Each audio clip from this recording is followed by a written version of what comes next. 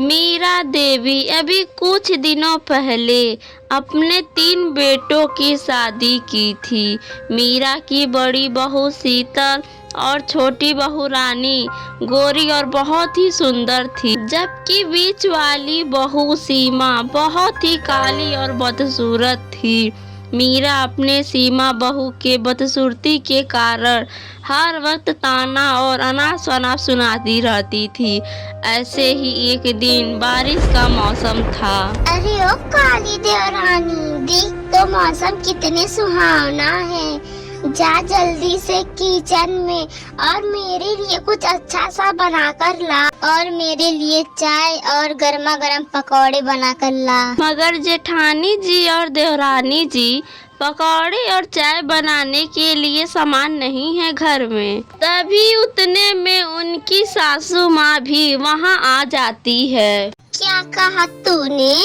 अगर घर में सामान नहीं है तो जा बाहर दुकान से ला। लेकिन माँ जी, बाहर तो मौसम बहुत ही खराब है, तेज बारिश हो रहा है। तो क्या हुआ? कौन सा तू उसमें डूबकर मर जाएगी? और मर भी गई तो कौन सा तू हमें अपने साथ लेकर जाएगी? कम से कम इस घर से तो काला साया तो चला जाएगा। जाती हूँ, मुझे तो आप लोगों से यही उम्मीद थी।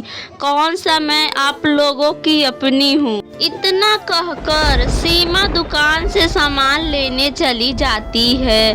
तेज बारिश का सामना करते हुए सीमा जा ही रही थी कि अचानक से वह एक नाली में गिर जाती है, जिससे वह पूरी तरह से गंदी हो गई थी।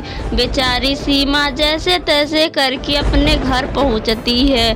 उसे देखकर उसकी जेठानी और देवरानी चिल्लाती हैं। अरे अरे भूत, हमारे घर में भूत! ओ छी छी, इस भूत में से कितनी बदबू आ रही है। अरे जेठानी जी और देवरानी जी, डरिए मत, मैं हूँ सीमा। अपने बहुओं की चिल्लाने की आवाज सुनकर मीरा भी वहाँ आ जाती है। अरे कलूटी, ये क्या हाल बना लिया है तुमने? तुम्हारे शरीर से कितनी बदबू आ रही है। सच में आज तू बदसूरत और डरावनी लग रही है। सीमा एक नजर से ही अपने दोनों जेठानी और देवरानी को देखती रहती है। तभी मीरा ने बोला, अरे कल्लू, तू मेरे चांद जैसी बहुओं को क्यों घूर रही है? इन दोनों को नजर लगाएगी क्या? अब जाकर नहा ले, इतनी गंदी स्मेल आ रही है तेरे शरीर से। इतना सुनकर सीमा उदास हो जाती है और नहाने चली जाती है। जब रात उसका पति आकाश घर काम खत्म करके आता है तो अपनी माँ से पूछता है, अरे माँ, सीमा कहाँ है? दिखाई नहीं दे रही है। महारानी आराम फरमा रही है अपने कमरे में, और क्या करेंगी? जरूर आपने ही उससे खरी खोटी सुनाया होगा। हाँ हाँ, तू मुझ पे ही शक कर ली। पता नहीं उस कलूटी में तू क्या देखता है जो उसी के साइड रहता है। माँ, मैं आपकी इन्हीं बातों और आदतों के कारण परेशान हूँ। खैर, मैं आपसे बाद में बात करूँगा। सीमा अपने रूम में बैठकर सारी बातें सोचकर रो रही थी, लेकिन आकाश के आते ही वह अपना आंसू पोंछ कर मुस्कुराने लगती है। सीमा को देखकर आकाश कहता है, मैं अभी तुम्हारा मूड सही करता हूँ। ये लो एक छोटा सा तोहफा। ये साड़ी आप मेरे लिए लाए हैं? अरे नहीं नहीं, ये तो साड़ी मैं पड़ोसी के लिए लाया हूँ। अरे आप भी ना। उस बड़े से घर में उसे प्यार और उसका ख्याल रखने वाला सिर्फ उसका पति था।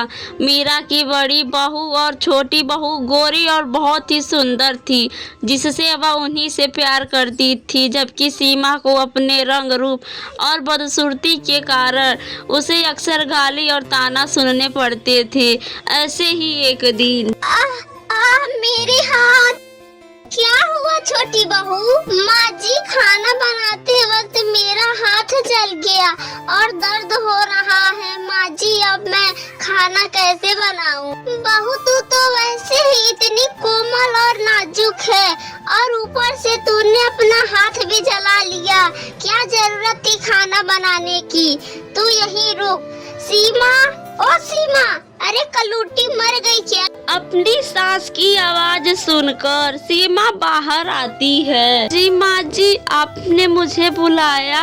बेशरम कहीं की, तुझे शर्म नहीं आती है क्या? तुझे थोड़ा भी अकल नहीं है कि तेरी इतनी सुंदर देवरानी खाना बना रही है और तू अंदर आराम से बैठी है।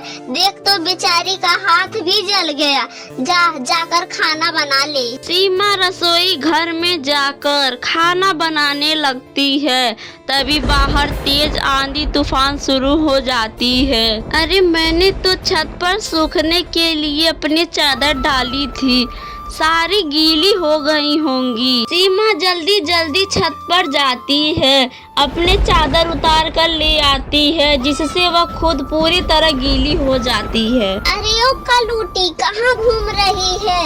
ये ले मेरे कपड़े धो दे, इसे कल पहनना है मुझे। इन सब के बीच में उसे एक और काम मिल गया, जिसके कारण वह अपने गीले कपड़े भी नहीं बदल पाती है। उससे सर्दी जुकाम बुखार अच्छी तरह से जकड़ लेता है उसे। अरे ओ कलूटी, तुझे तो अच्छा मौका मिल गया आराम फरमाने का। नहीं नहीं माँ जी, मेरा सच में तबीयत खराब है। ऐसा लग रहा है कि मैं मर जाऊंगी। हाँ हाँ ठीक है, जा तू दवाई खाकर आराम कर ले। आज का काम ये दोनों बहुएं देख लेंगी। क्या मतलब है आपका कि दोनों बहुएं आज का काम देख लेंगी? दोनों बहुएं ने काम का जिम्मा थोड़ी न ले रखा है। हमसे नहीं हो पाएगा घर का काम। ये क्या कह रही हो? सीमा बहू की तरह तुम दोनों बहुओं का भी जिम्मेदारी है घर का। माँ जी आप अपना ज्ञान अपने पास रखिए, मुझे ये जिम्मेदारी का ज्ञान मत दीजिए। अगर मैं इस घर की बड़ी बहू हूँ तो आप भी इस घर की सबसे बड़ी मुखिया हैं, तो सारी जिम्मेदारी आपके ऊपर भी है। वैसे भी मेरे पापा बहुत ही अमीर आदमी हैं, तो मुझे ये घर के काम करने की कोई जरूरत नहीं है।